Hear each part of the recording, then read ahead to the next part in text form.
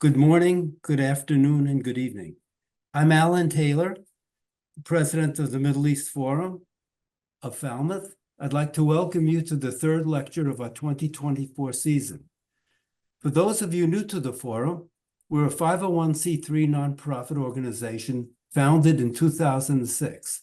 Over the course of each season, we present a series of talks that represent a range of perspectives and opinions addressing the complex issue of the Middle East. So far, you have learned from Ambassador Susan Ziada how a little country, Qatar, developed such a strong punch in the Middle East body politic and even globally. You then heard from Ben Talablu about how Iran is using soft or proxy power to make itself felt, feared, and respected in the Middle East and even globally. Following today's lectures, we will take a deep dive into the quagmire of Israel-Palestine. Most of what we hear from the Israel-Palestine region, at least during this last year, is war and strife. But there will be a day after. Is anyone thinking about how to get us out of this situation and build a better tomorrow and a long-term future? Are there planners, and who are they? John Lyndon, our speaker today, is the executive director of the Alliance for Middle East Peace, or ALMEP, the region's largest network of peacebuilding organizations, and a community he has worked within for 15 years. John is also a visiting fellow at King's College London Department of Middle East Studies and a regular commentator and analyst on the Israel-Palestine conflict in broadcast and print media. Since October 7th, he has been working even more intensively with the Israel and Palestinian peace-building communities, having just returned from the region last weekend, and in fact from Geneva just a day or two ago. He's also engaged with the diplomatic community and key governments. Clearly, past thinking and actions have not led to peace. New ideas and approaches must be brought to the equation. In his talk today, John will summarize his recent conversations with peace builders, and he will focus on how we can collectively make this the last Israel-Palestine war and a turning point toward peace, security, and equality for all. His talk, aptly titled, is Bottom Up and Outside In, Diplomacy and Peace Building in the Wake of Israel-Palestine's Greatest Ever Crisis. My wife, Kim Cronenberg, and I, as co-directors of Science Training Encouraging Peace, or STEP, have had the privilege of working with John as a member of ALMEP, and we observed his deft guidance and powerful advocacy from ALMEP. Now, just to review the logistics for today's program, after our speaker's presentation, there'll be time for audience question and answer, Q&A. Please use the Q&A feature on your screen, not the chat function, to ask questions. Questions can be submitted at any time during the session. I will try to organize and aggregate the questions and present them to John after his talk. Please turn off your microphone and mute yourself. Now, John, over to you. Wonderful. Thank you so much, Alan. Thanks, everybody, for joining this talk today, and thank you for inviting me to present it. As Alan mentioned, my name is John Lyndon. I'm the Executive Director at ALMEP, the Alliance for Middle East Peace, and we're the largest network of Israeli and Palestinian peacebuilding NGOs, working both for a shared society inside Israel between its Palestinian and Jewish citizens, and then cross-border amongst Israelis and Palestinians in the West Bank, East Jerusalem, and Gaza to work towards conflict resolution.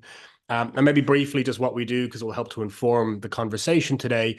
We work with our members to try and increase their effectiveness, to encourage greater cooperation amongst the 170 organizations that are doing this work. We do a lot of research and capacity building to make sure that they have a greater collective impact via partnership wherever possible.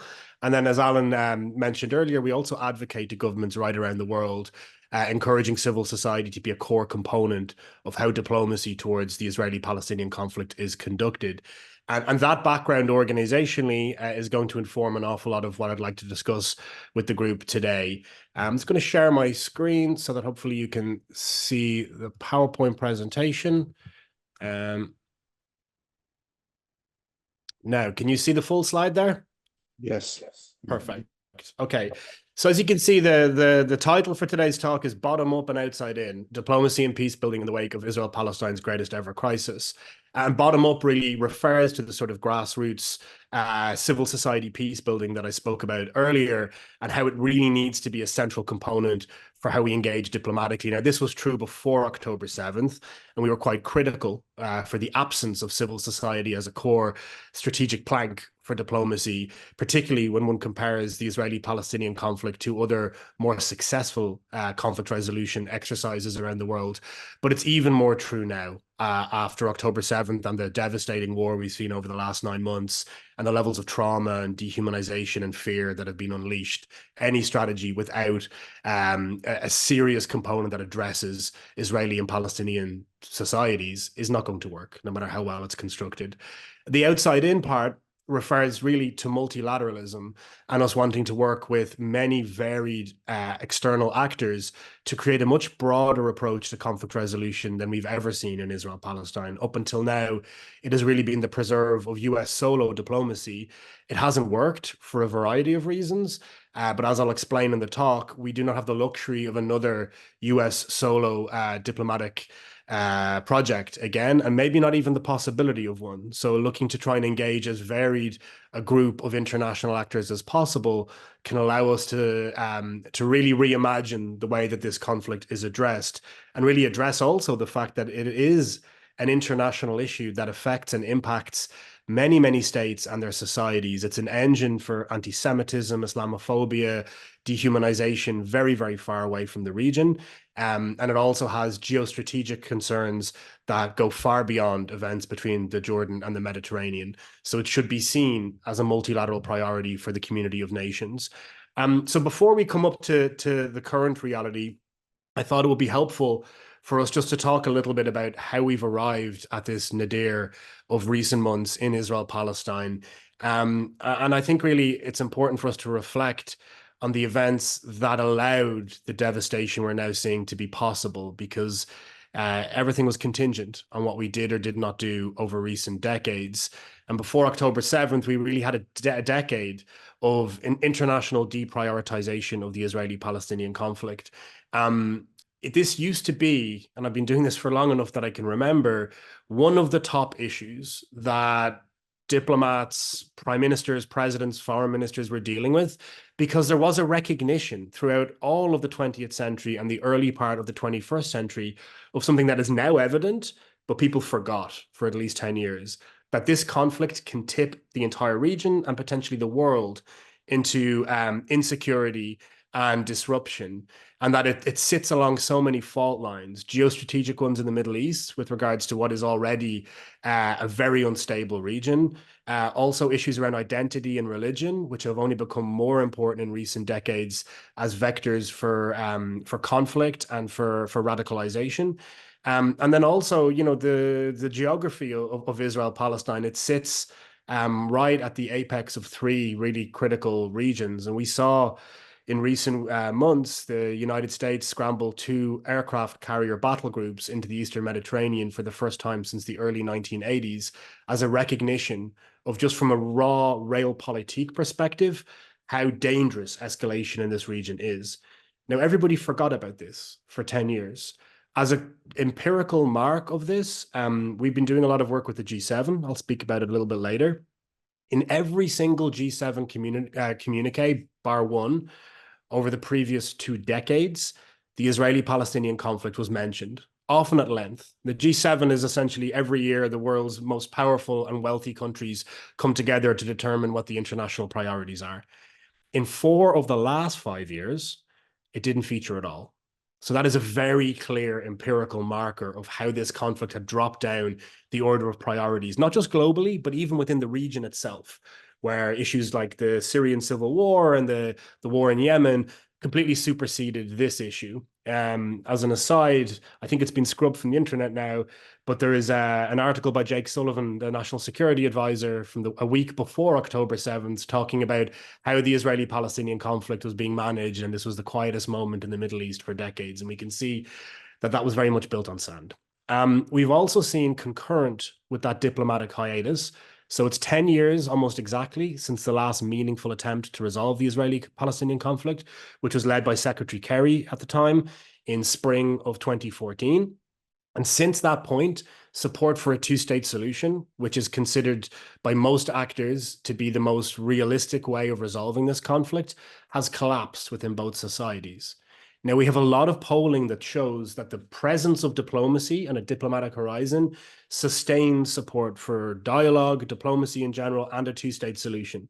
The corollary is that the absence of diplomacy means that support for two states sinks. And you can see precipitously among all population groups. So the green line in the graph you see in front of you is Israeli Arabs. The red line are Palestinians. The blue line are Israeli Jews. And the purple line are Israeli settlers.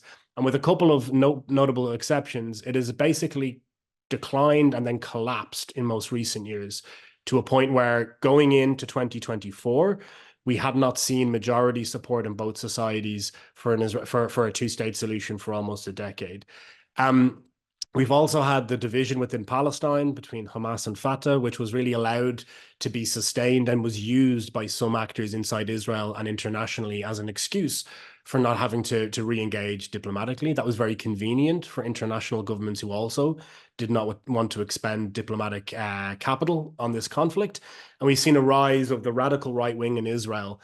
I began working professionally on this conflict in 2008, which was the first of the succession of 5 now Israel-Gaza wars that we've seen with Operation Cast Lead, but also the election of Prime Minister Netanyahu, who formed a government in January of 2009. And with one very brief 18-month exception, he has been the prime minister for all of that time and has now put in place the most right-wing government in Israel's history that has individuals within it, like Itamar Ben-Gvir and Bezalel Smotrich, who would have been seen as completely beyond the pale when I began working on this issue. In fact, their political movements were often outlawed inside Israel. So that's another empirical marker of the normalization of ideas and actors who were previously seen as beyond acceptability. And you see the quote from Secretary Kerry below at the bottom of the slide, which I'll read in full because I think it tells the story about what we at OLMEP really have been fixated on. He said when his negotiations collapsed that they didn't fail because the gaps were too wide, but because the level of trust was too low. So both sides were concerned that any concessions would not be reciprocated and would come at too great a political cost. And the deep public skepticism only made it more difficult for them to be able to take risks. This is a very accurate portrayal of why diplomacy collapsed in 2014. And sadly, we're in a situation now where that mistrust between both populations and their leaders has widened significantly in the 10 years since. So any diplomacy that doesn't take account of that is going to fail. It's very foreseeable, unless we get magical sort of once-in-a-century leaders emerging in either or both societies simultaneously. And I do not see those sort of people on the horizon. So a little bit of background. I'll explain this slide in the following one. We at OLMEP are most concerned about the youngest Israelis and Palestinians. So just to pause for a moment, if you're a young Israeli and Palestinian, you got to remember these societies are much, much younger than the United States or European democracies are. The median age in Gaza is 17. In the West Bank, it's 21. In Israel, it's 29, but amongst the most religious community, it's 18. By way of comparison, the average age in the European Union is in the mid-40s, and in the United States, it's quite similar. So most of the people in Israel-Palestine are young, and most of the people in the Gaza Strip who are suffering the most acute violence right now are minors. They're under the age of 18. Yet polls, when they are done of Israeli and Palestinian attitudes, almost always start at 18. Because these are the people who will vote in elections in Israel, which come along very often, or elections in Palestine, which come across incredibly seldomly. But as a result, it means you're not actually capturing a large proportion of the population. And if you think about the lived experience of those young Israelis and Palestinians, it's really heartbreaking. So for the last 10 years, there's been no diplomacy whatsoever. For those young Gazans I mentioned, they don't remember a time when the Gaza Strip wasn't under siege and governed by Hamas, recognized by the world to be a terrorist organization. They've almost certainly never left Gaza. And they've now seen 5 successive wars, the most recent of one, the most devastating war in the history of the Israeli-Palestinian conflict. And for Israelis, young Israelis, they don't probably remember a time when there was a prime minister who wasn't Benjamin Netanyahu, at least not very viscerally and clearly. And they are too young to remember the Oslo Accords and the hope of diplomacy 30 years ago. So they've lived in this era when, as Prime Minister Netanyahu says, we must live by the sword forever. There's paucity of optimism or positivity.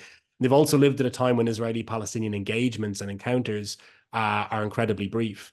Alan mentioned the work of STEP a little bit earlier, the organization that he and Kim lead. And it's as an example of the sort of work all MEP members do. We bring together Israelis and Palestinians at scale. STEP do it through the prism of science and technology, with students being brought to the United States. And it really is noteworthy how odd an experience that is for most Israelis and Palestinians. We as internationals fly in and zip, if we want to, between the West Bank, Israel, even Gaza before this war.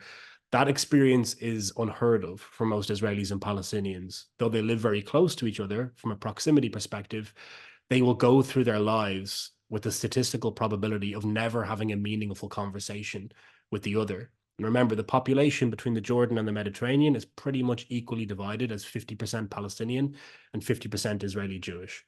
So within that context, this youngest generation have grown up with no hope, with successive wars, increasing political extremism in their own societies, and the attitudes are as you would expect. So this first slide, we commissioned this poll on 15 to 21-year-old Israelis and Palestinians. We've done 2 successive ones, the first in December 2020, the second, which you're looking at here, in June of 2023, July of 2023, so before October 7th, but still at this time of boiling tension between both populations.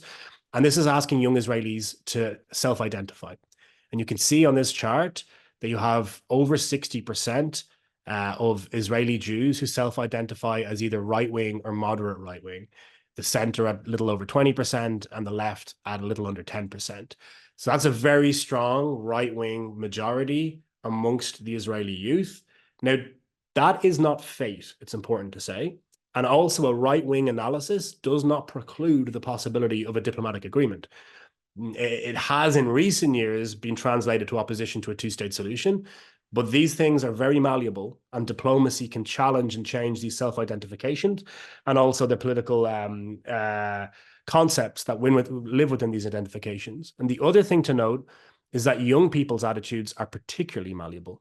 So in the opinion formation age, which runs from the mid-teens to the early 20s, many people, and those of you who are educators will see this in real time on campuses, people shift and change their ideas, and then they tend to calcify, and they become much more difficult to change as people grow older.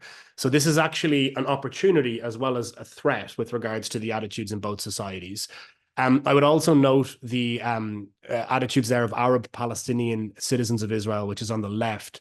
So you can see the variety of parties that are open for Palestinian Arab citizens to vote for inside Israel, and none of them score higher than 15% in support. But you can see that don't know, political non-identification is the overwhelming preference among young Arab Palestinian citizens of Israel. They're politically homeless.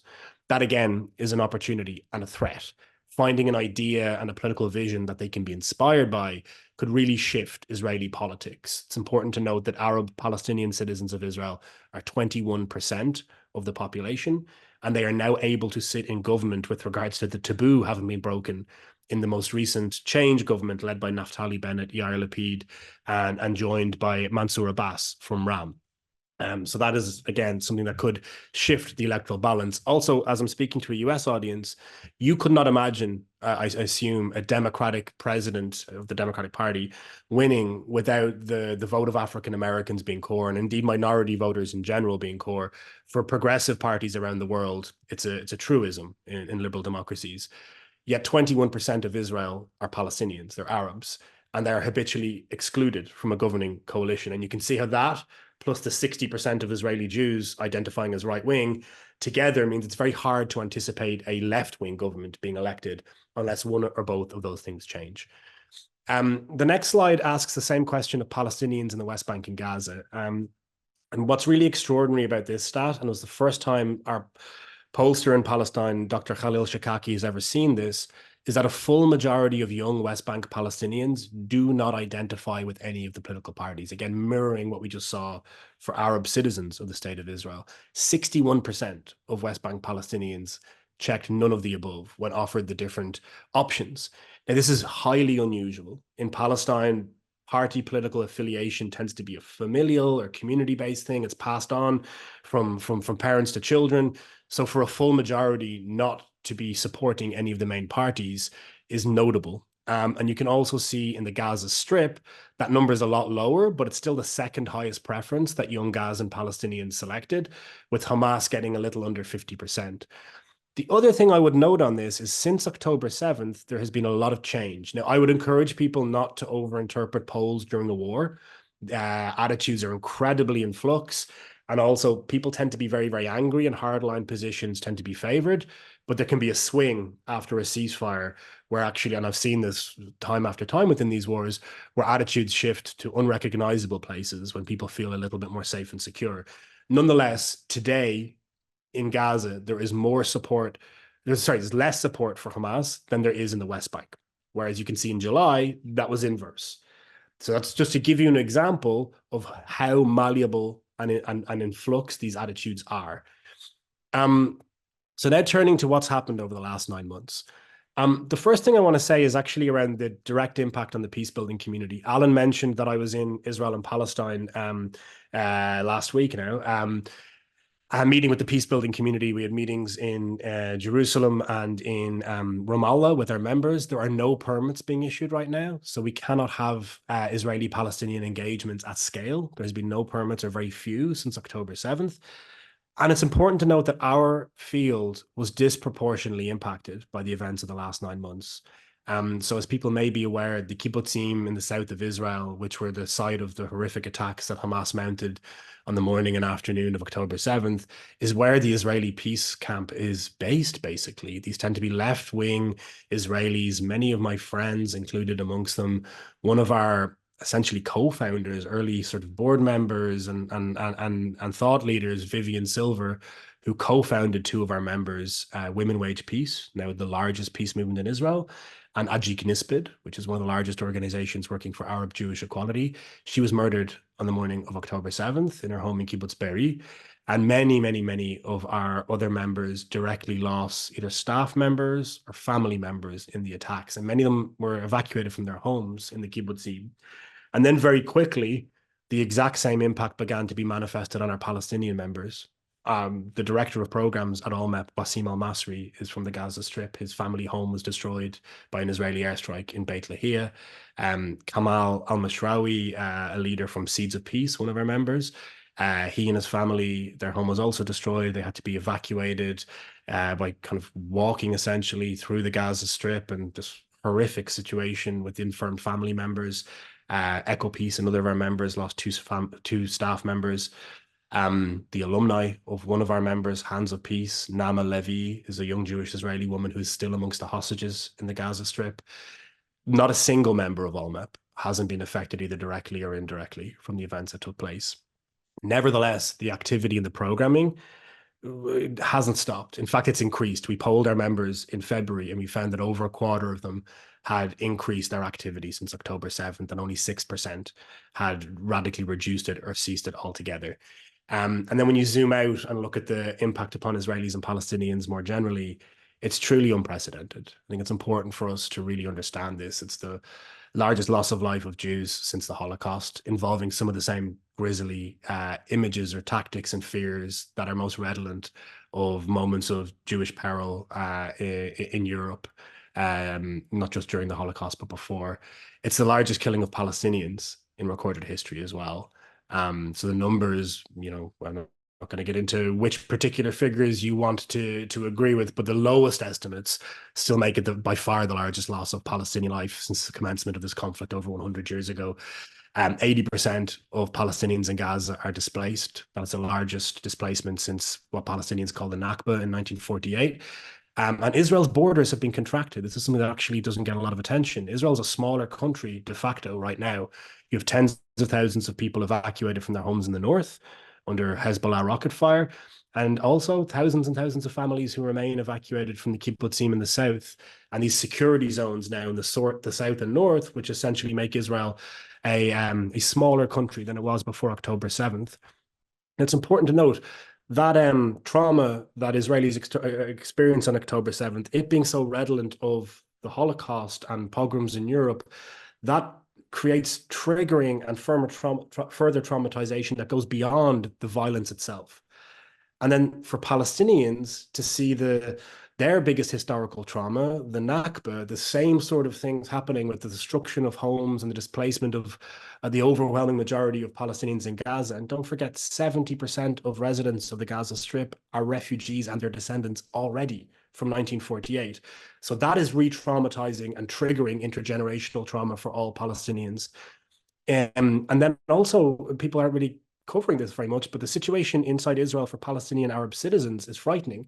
There are people losing their jobs because of Facebook posts demonstrating empathy with children in Gaza, academics who are also losing their roles at universities, and a climate of censorship and a McCarthyite feeling amongst Arab citizens, which triggers their greatest trauma. So during the military rule period at Israel's early years, so from 1948 till 1966, Arab citizens lived under martial law. They didn't have full freedom of speech and freedom of movement rights. So people are being triggered in that sense. And you can see the biggest historical trauma of every population group is being reopened right now. And we have to really engage with that and understand that is going to be the populations that we're looking to engage as stakeholders in diplomacy and peace after this war. And again, a strategy really needs to take account of that. Another underreported fact is the loss of life in the West Bank. So more Palestinians have lost their life in the West Bank since October 7th than in the last, I think, 14 years combined. It's an extraordinary number of fatalities. It's approaching 600 people since October 7th. And again, as we mentioned earlier on, we have significant instability around the region. We don't know what's going to happen with regards to Hezbollah and the situation in the north. So this is an unprecedented moment. That word gets overused, but I think it's apt in this particular scenario. So what do we do in that sort of situation where we have these traumatized populations and an understanding, at least from our part at Allmep, that the only way we can end this cycle of trauma and loss and death is via diplomacy and Israeli-Palestinian engagement. The things Israelis and Palestinians want: freedom, security, independence, self-realization, they cannot be secured via violence. Either the state violence that Israel uses or the non-state violence that Palestinians use. Both are a dead end with regards to actually getting what both populations want. So what can we do? And this is where I want to argue we need brand new approaches to how diplomacy is done. So as I mentioned at the outset, first of all, it needs to be broader. So every single round of diplomacy, all of which have failed, have been essentially solo US diplomacy, where the United States, which is the most trusted actor for Israelis, moderates or mediates negotiations either in public or in private between the Israelis and Palestinians. It hasn't worked for a variety of reasons, but it is now at a point where we don't have the luxury of endless repeated failed cycles.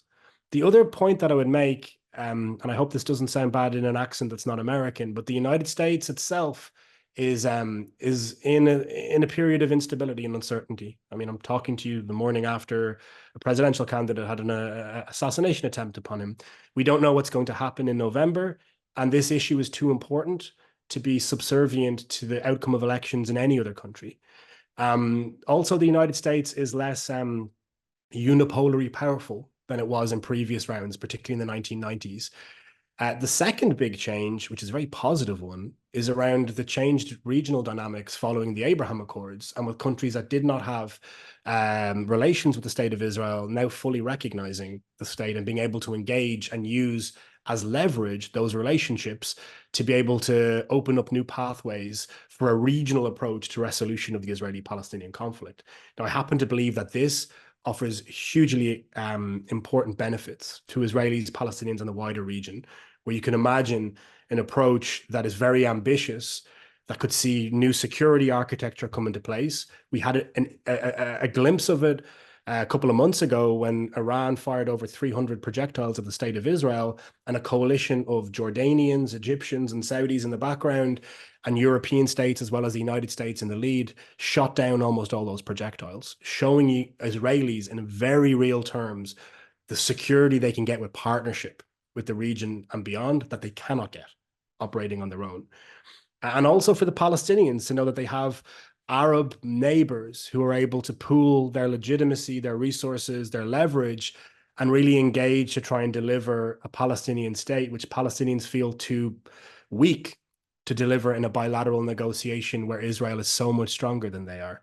In conflict resolution theory, one thing that often helps is relative parity of power between both parties. Now, we had closer to parity. We've never had parity. Israel's always been stronger than the Palestinians. But in the last 2 decades, the gap has widened to an extraordinary level, economically, militarily, diplomatically. And what that does very often is create less risk-taking on the part of Palestinians, psychologically and in conflict resolution theory. So by bringing the wider region in, it can help to strengthen the Palestinians and actually come closer to producing a positive outcome. And I would argue that we need to think not just about the Arab states and the United States, but then the European Union too. Europe and its member states are now the main funder of the Palestinians via the PA.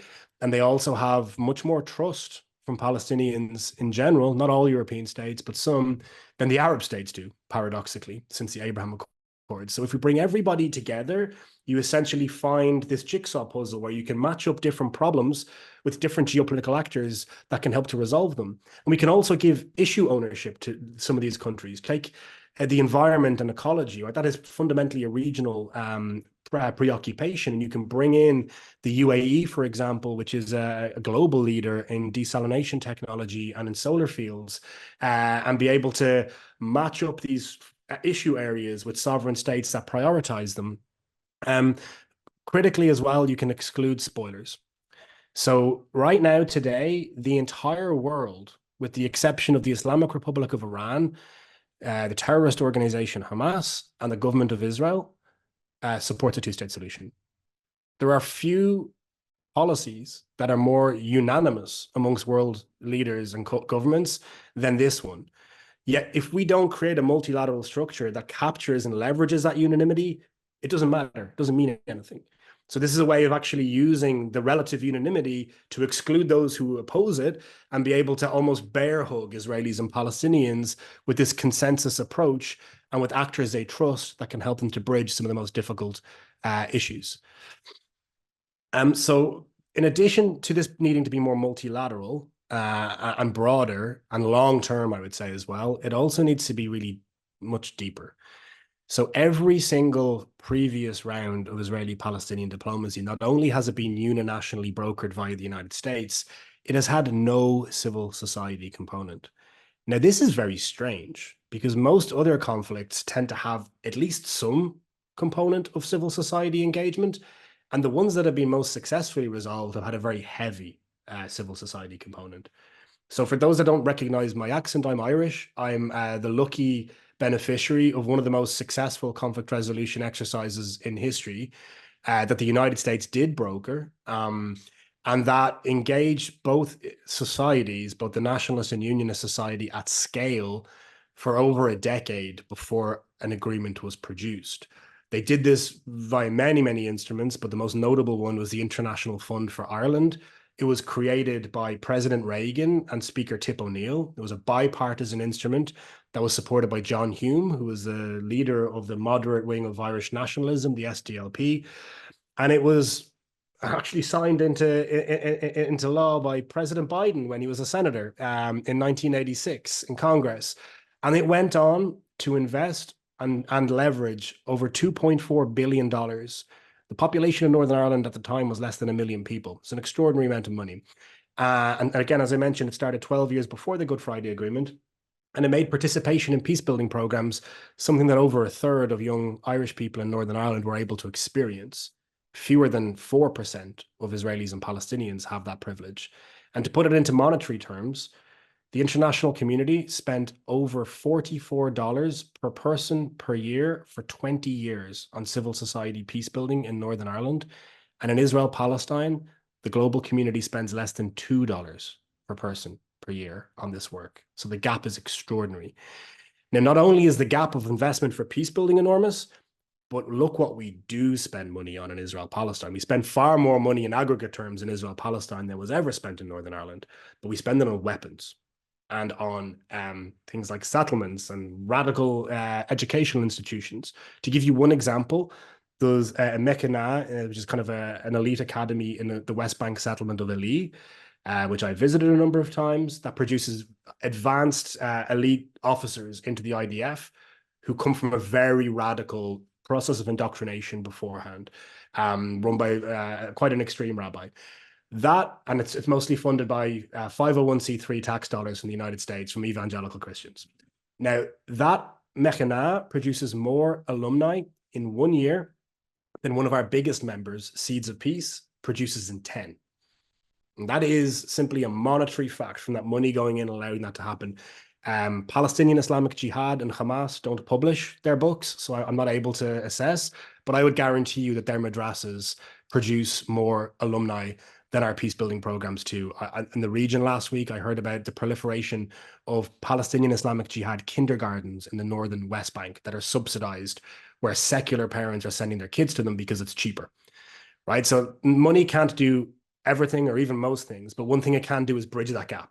If we're being outspent by radical actors that want to embed violence, that's on us. And we can increase this investment and encourage participation in programs that we know are incredibly effective at reversing both problematic attitudes, but also changing behavior so that people really want to take action towards peace. And as you can see in the slide, we are dealing with declining attitudes that we need to reverse. So we asked in our poll in 2020, again, these young Israelis and Palestinians, 15 to 21-year-olds, do you think that the other side have a legitimate historical connection to the land? Now, you can disagree about two-state solution, one-state solution, but this is a question that's very good at identifying whether you see the other presence of the other as legitimate in any respect whatsoever. And you see that we have minorities on both sides that think the other is a legitimate presence in the land, and they're going in the wrong direction and fast over a 2.5-year period. We know that peace building programs are incredibly effective at reversing that. People might not agree with each other at the end of them, but they definitely recognize the legitimacy of the other's narrative in its own terms and their right to be on the land in some conception. And a couple of quick data points, some from my recent visit that should encourage people. So last Monday, I was at an event in Tel Aviv with 6,000 other people. It was a ticketed event. We don't do ticketed peace events very often, so people had to pay to attend. And there was 6,000 people crammed into a stadium, the National Basketball Stadium in Tel Aviv, calling for an end to the war and a hostage deal, but also for a diplomatic agreement. And it was equally, I would say, on the stage, Jews and Palestinians amongst the speakers. And it's hard to convey how electric the atmosphere was there. It was truly inspiring and uplifting. Now, I would challenge you to find many societies in the world that would have 6,000 people in the middle of a war coming out and calling for a ceasefire and for a diplomatic engagement when there's so much radical talk in the media and on the streets more generally. This shows you the resolve, determination, and the growth of the peace building space. Anecdotally, again, the number of new people I'm working with now who were not doing this work before October 7th, many of them having paid the ultimate price.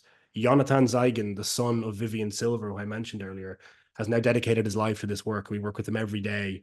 He's trying to encourage other Israelis to see the importance of a diplomatic agreement. Magen and Maoz in Non, both of their parents were killed on October 7th. I've been spending a lot of time with them. They are the most extraordinary peace activists. Aziz Abu Sarah, whose brother was killed by Israeli border police. Again, the two of them are in Baltimore right now doing events over the last 24 hours. Ahmed Fawd Abu Khatib, who has lost 31 family members in Gaza. And I was in Geneva with him last week. He has dedicated his life to ending this conflict. So we are seeing people really understanding that we're looking into an abyss, and only via diplomacy and civil society engagement can we end it. So this is showing us this activism.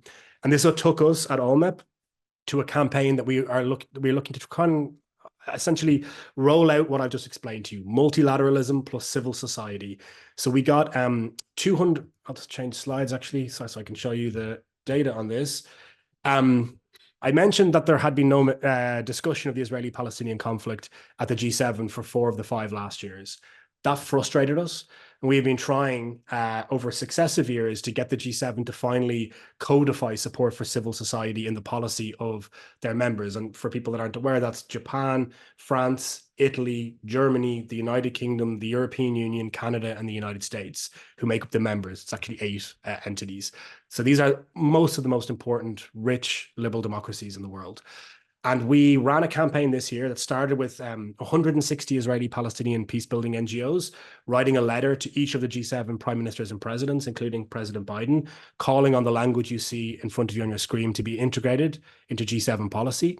That was then picked up by 200 NGOs, more than 200 NGOs around the world, who amplified it. And what was really interesting, they came from every G7 state, which was wonderful, but they also came from places with deep embedded conflict where we didn't directly reach out. People saw the call and engaged. Places like Yemen, Libya, Colombia, Pakistan, Kashmir, Northern Ireland, places that know what ethnic conflict looks like and that you need civil society to end it. They signed on. We then had 50 members of parliament from around Europe and the United Kingdom sign, and then Pope Francis. So Maoz Inon, who I mentioned a little earlier, and Aziz Abu Sara, they met Pope Francis in May and got him to sign the letter too. We had this groundswell of support, and I was lucky enough to be in the G7 3 weeks ago to observe this, that finally resulted in the language on your screen being secured. Now, why is this important? Because it says that they're committed to working together and with other international partners, like the Arab states I mentioned a little earlier, to coordinate and institutionalize support for civil society. That can mean a fund, an institution on the same level as the IFI in Ireland that I mentioned, that transformed reality in Northern Ireland, and now linking for the first time these activities in the final part of that statement to a larger strategy to build the foundations necessary for a negotiated end to the conflict. So we are now following up with all those G7 members in order to make sure that this is actually integrated into policy and carried forward. And so finally, and this is, I hope we can have a Q&A session that engages with some of this detail shortly. We have some good news. So first of all, I showed you the stats earlier about support for a two-state solution dropping in both societies over the last 15 years to minority support now for the last 7. So the first poll that showed a majority of support of Israelis for a two-state solution in 6.5 years landed 2 weeks ago. It was done by our member, the Accord Institute in the Hebrew University, and found that 54% of Israelis during wartime, right? This is definitely a floor rather than a ceiling in attitudes, support a Palestinian state within the framework that I mentioned of a regional deal, where we'd have Saudi normalization and the kind of regional security architecture I mentioned. And again, you can see the utility of that multilateral approach that I spoke about, because it gives things to Israelis that they don't get via a bilateral process. We also saw 69% support for a two-state solution in a poll run by our partners, the Institute for Social and Economic Progress in Palestine 2 weeks ago as well. So you're seeing majority support in both societies for a two-state solution, because we're seeing right now the outcome of no diplomacy and the acute violence being the tool used to solve every problem. And again, some quick paradigms we can look at for success or examples. The International Fund for Ireland, which I mentioned, and the support for peacebuilding, civil society peacebuilding in Northern Ireland. And for those that aren't aware, the idea at the center of the Good Friday Agreement, it's called parity of esteem, about both identities being legitimate. It was a civil society component. It was done by NGOs. They took it out on the road. They tested it. They de-risked it. They did over 600 town hall meetings on these concepts over a 4-year period. And then politicians saw there was constituencies for it, picked it up, and embedded it within the architecture of the Good Friday Agreement. Jonathan Powell, Tony Blair's chief negotiator in the Good Friday Agreement, said the International Fund for Ireland was the great unsung hero of the process. And Senator Mitchell said that it built the conditions and the constituencies that he needed as special envoy to reach an agreement. And then that same civil society movement, after they were the architects of the language of the deal and built the constituencies to support the deal, they then ran the referendum in 1998 that secured majority support. So it's a soup to nuts, civil society driven conflict resolution paradigm. And the final thing I'd like to say is around restoring a sense of hope for young people in particular. Right now, we have very radical actors in both societies who say that via violence and extremism, they can deliver quite fantastical and dangerous ideas of the future. And on the other side of the equation, we kind of have nothing. We have people who say, well, we can have some kind of return to the status quo before October 7th, perhaps with bigger walls or more checkpoints. Or you have the corruption in the Palestinian Authority and the lack of vision coming from secular nationalist leaders. You can only beat something with something. if you want to defeat and overturn the extremist actors and their ideas, we need to have a vision that can inspire and win over the hearts and minds of young Israelis and Palestinians. And this is what civil society can do. It can generate these ideas. It can build constituencies on both sides of the green line that you can then show that there is support and partnership to skeptical Israelis or skeptical Palestinians. It can then demonstrate to politicians that there's constituencies that can support taking risks for peace. And finally, it can then be integrated into the multilateral process that I spoke about before, where civil society creates the conditions necessary for success, but also the constituencies that can support it and has a seat at the table as a key stakeholder. And so that's the vision that we at AllMep are trying to roll out on the back of the G7 language that I mentioned. And I've gone a little over time, so I'm going to stop now so that we can hopefully answer some questions. Thank you. Well, that was absolutely brilliant. I think both the precision of your presentation and the articulate way you delivered it was really a thrill. So thank you so much. I have many questions, and I'm trying, in order to keep us to time, I will try aggregate some of them. One of them is you spoke about the Abraham Accords presenting a great opportunity. Could you expand about that? Does the Abraham Accords diminish the need, in fact, for broad-based coalitions and participations of Israelis and Palestinians, and how to best exploit that opportunity? And mixed in there, I'll ask you another question, is demilitarization part of this equation?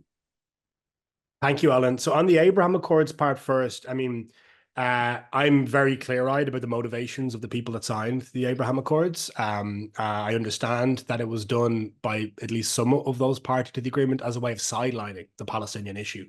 But history has a funny way of reframing things based upon events. So suddenly, and I can tell you, I was in Abu Dhabi before October 7th, and I was in Abu Dhabi after. And suddenly people in the UAE are very concerned about ending the Israeli-Palestinian conflict because they can see that it's actually a geostrategic issue for them in a way that they didn't think it was before.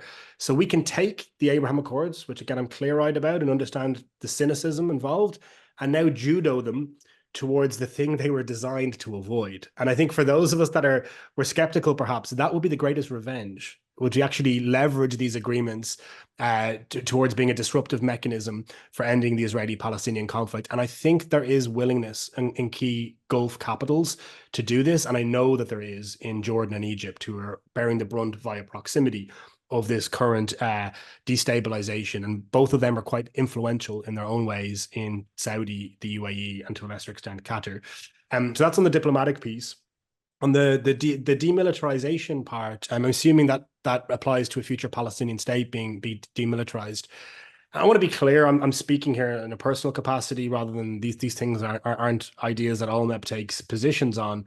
But my own sense is that the demilitarization point, which is very, very important for many Israelis in the polls that I cited earlier, but for Palestinians who feel vulnerable and powerless, right? And I mentioned in both Gaza and the West Bank, extraordinary loss of life over the last year. So to say that you won't have some sort of a force to protect you, I mean, many more Palestinians have died in the Israeli-Palestinian conflict than Israelis. So to say that there should be no militarization or security component for them is simply a hard sales pitch to Palestinians, I would say. But here's a way to reimagine it, which is the regional dimension I spoke about, because true security can come via these sort of security arrangements that transcend the Israeli-Palestinian piece, where you could imagine as a function of any agreement, an Arab force that could be deployed or a UN peacekeeping force that could be deployed for an interim period that would help to deliver genuine security for Palestinians as well as Israelis. And I think as Palestinian state institutions build up, and they build up within the framework of regional security cooperation, it diffuses a lot of the worry, because the worry that Israel has had historically has been its borders being either infiltrated or used to smuggle in weapons via Egypt or Jordan. So suddenly, if you had a joint peacekeeping or a security force that was Israelis, Palestinians, Jordanians, and Egyptians together with one joint command, then that becomes a non-issue. And there are precedents all over the world for forces like that being generated after a conflict resolution exercise. So it's not magical thinking. Well, can we push that just a little bit further? I understand that many people in the West Bank, you, I think, show data to this effect, that Hamas is becoming more influential or more popular in the West Bank almost than in Gaza. And I understand that in the West Bank, people consider the fact that Sinwar continues to exist and that Hamas is not totally silenced as a success. And I'm wondering if that is increasing their expectation if there was to be a Palestinian state. It's a great question. And the honest answer is I don't know. I think things are very, very fluid right now. And I think we don't know how this war is going to end, when it's going to end. We also just, I tried to give a sense of hope towards the end of the presentation, but we also need to be very clear-eyed about the threats. It's possible that the worst of this war hasn't even been seen yet. So we have to be humble about predicting exactly what the relative strength or strategies of either party would be. I would note just one thing on the polling. I remember visiting Gaza and Israel after the 2014 war, which was the worst one of these wars until this one. And Gaza was in ruins, first of all, obviously nowhere near as bad as it is now, but it was shocking to see the level of devastation.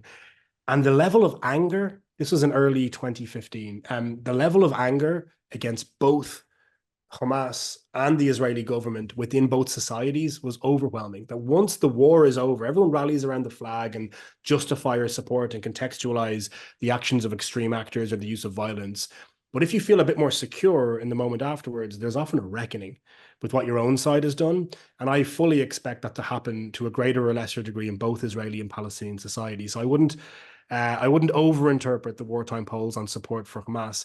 The second observation I would make is we have precedents for extreme Islamist organizations being splintered in the past. Now, there will always be political Islam in Palestinian society. It's legitimate and it's healthy. You might not agree with some of their ideas, but there are religious conservatives in every society in the world. And I think trying to outlaw that political tradition is a dead end.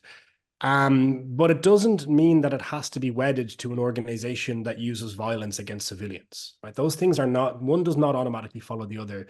And it's interesting, the Islamic movement in Israel did split into two, the northern branch and the southern branch, but they both started off as ideological cousins of Hamas. They're all offshoots of the Muslim Brotherhood, of the Ikhwan in the region.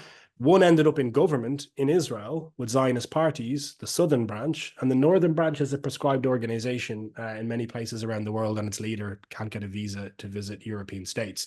So that shows you how you can maybe see something transforming and changing after this war. And I hope there to be smart and strategic efforts to be nuanced about this and to figure out a way to be able to have political Islam as a movement and a tradition decoupled and integrated in some way into Palestinian governance. I think it's inevitable that it will have to be. Thank you. Now, it seems that one of your major theses is that you have to have broader coalitions of people involved in the peacemaking process and more buy-in, especially from the young and the youth, even those who are not even polled because they're not qualified to vote. How do you think one could achieve that, either in Palestine or in Israel? That's a great question. So in Palestine, first of all, the solution is exactly what I spoke about to a large extent. So in Palestine, the president is in his late 80s. The average age of the PLO Executive Committee, I think, is 74. As I mentioned, the average age of Palestinians is sort of in the teens. So you have this huge chasm between the governed and the governors. And also you have, a private sector that is destroyed from this war and was already anemic from military occupation in the West Bank and siege in Gaza. And you have in Palestine some of the brightest young people in the Middle East. There's been high levels of university attendance relative to the rest of the region, one of the highest literacy rates across all of Asia. Really, in every other society around the Middle East, the mercantile class, the artisan class are often Palestinians.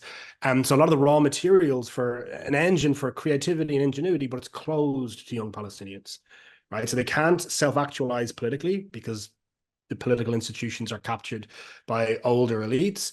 The academy has some of the same problems, and the private sector has very little growth. So civil society, and I've seen this over and over again, it becomes a place where young Palestinians can really become the leaders they were always meant to be, can achieve a national profile, can become incredible spokespeople, designers of campaigns and programs. It just gives them a chance to really blossom and for other people to see it and to create, I think, much more opportunity for young Palestinians to stay on their land and become leaders, and sort of, again, that self-actualization process that's so important for young people. And if we do that in tandem with Israelis, you build these connective relationships between young Israeli anti-occupation peace activists and their Palestinian partners. And that's like a double bottom line, because on the one side, you get the leadership that I mentioned, but they're also deeply socialized with each other. It is frightening when I meet with Israeli and Palestinian politicians, particularly Israeli politicians, how little they actually know about the reality on the other side, how few relationships they have to draw upon. And they're making very important decisions with incredibly limited data and understanding of the other side. So if we had a political elite developing for the next generation that are deeply engaged with each other, that will also help to create the trust, the relationships, and the pressure to push for conflict resolution. Thank you. So you mentioned Pakistan as one example. India and Pakistan actually is one of your examples.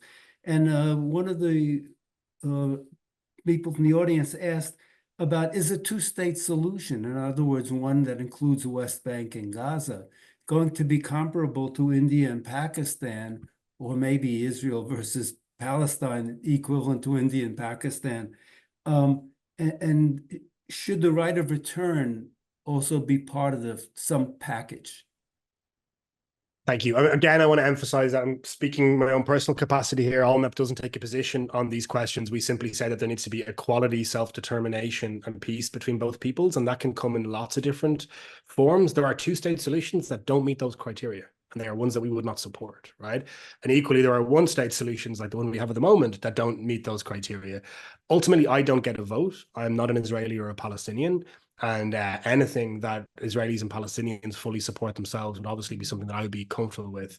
And it's also important to note that on the two-state question, there is new ideas coming up, both around a single state, but also a confederated two-state solution. So an ALMEP member named A Land for All have done a lot of work on a confederated model.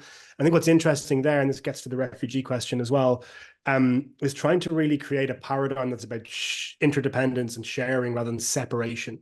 I think it's been a terrible mistake that the Israeli peace camp, for want of a better word, or sort of center left, I guess, began to use the word separation as a synonym for a two-state solution. It's not the same thing. 20% of Israelis will always be Palestinian. 40% of Jerusalemites will always be Palestinian. The egg is scrambled. Israelis and Palestinians, Jews and Arabs live together, and any solution needs to see that as being a net positive with all of its difficulties, rather than something to be reversed or changed. And on refugees, that obviously it's one of the final status issues that needs to be resolved. It needs to be resolved in a just and agreed upon way. I think there needs to be an acknowledgement front and center of what was done to the refugees, not just in the Nakba in 1948, but in the successive decades. One interesting thing with the two-state confederation model that a member of ours, Land for All, pursue, is that there would be a full right of return within this. However, the Palestinians that return would vote to the Palestinian parliament, which would be in East Jerusalem, but can live anywhere between the Mediterranean and the Jordan, as can Israeli Jews who want to live in Hebron, for example, but they must do so as equals, not as superiors over or masters over slaves. And I think that's just, I give it an example of ways to creatively approach some of these issues in new ways, and note that the most creative approaches to them are coming from civil society, not from politicians. Well, I'm afraid we're out of time, although we're hardly out of questions. And we're also hardly out of applause for the brilliant presentation. So we're so grateful to you, John, for taking the time from your hectic schedule to be with us this afternoon, and for explaining to us new options to bring peace to the Israel-Palestine region. We're very grateful for your in-depth analysis, the articulate and precise presentation, and the optimism that you convey. It does give us hope, and several people have noted that in the chat, so I hope they go away feeling a little bit better today. And we'll be with you shortly. And for those in the audience, we hope you'll join us on July 28th at noon for what may be the most authoritative discussion about Hamas you can find. Our speaker, Paolo Caridi, is a journalist, commentator, and author. Her talk is titled Hamas and the Question of Palestine. Finally, I'd like to point out to you that MEF, we thank you, of course, for your participation and for your ideas. We want to thank John again for an enlightening talk and a different perspective. I'd like to mention to you that your donations are crucial to enable us to continue to provide these free lectures that are open to all. If you have feedback or suggestions, specifically suggestions about speakers, or if you'd like to volunteer and help MEF, please contact us at infomef.world@gmail.com. Both the website and the email are on your screen right now. And with that, I'll wish a wonderful afternoon. Have a good day. Thank you for attending. See you next week.